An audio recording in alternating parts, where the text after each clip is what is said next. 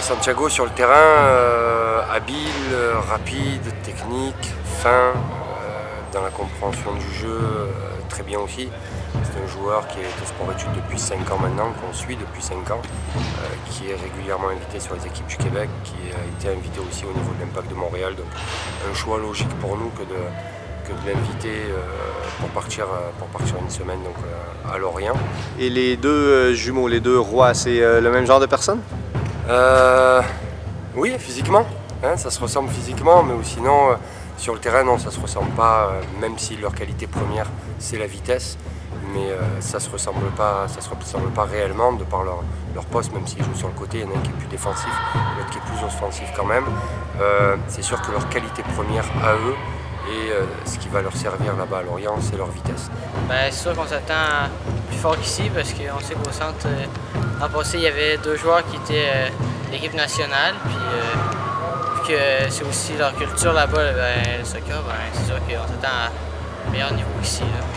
Moi, je crois que ça va être pas nécessairement plus physique qu'ici, mais beaucoup plus technique. On peut voir, surtout les joueurs sont techniques, les ballons toujours au sol, bien appliqués. Puis ici, c'est plus on va aller au contact, mais Et ça va être une grosse expérience pour eux parce que ce qu'ils vont apprendre déjà, c'est la rigueur des joueurs eux-mêmes vis-à-vis d'eux-mêmes, de ce qu'ils sont capables de faire sur le terrain, mais de la façon dont les joueurs eux-mêmes se comportent avant d'arriver sur le terrain, lorsqu'ils sont sur le terrain et après avoir quitté le terrain. Donc ça va être une grosse expérience. Ensuite, au niveau du terrain en lui-même, ils vont voir des joueurs d'une qualité que nous avons rarement à Québec, des joueurs qui sont capables d'aller extrêmement vite dans l'exécution de leurs gestes. C'est des gars qui sont des leaders, oui, pas forcément dans un groupe, pas forcément sur le terrain, parce qu'ils ont une personnalité qui est propre à eux, mais en tout cas ce sont des gars qui sont des leaders dans le fait qu'ils savent pourquoi ils viennent, ils savent pourquoi ils s'entraînent, ils avaient un objectif. Je dirais qu'aujourd'hui, l'objectif sport-études est atteint pour eux parce qu'ils avaient ça en bout de ligne, mais tous leurs entraînements, tout leur processus est passé à travers cet objectif-là.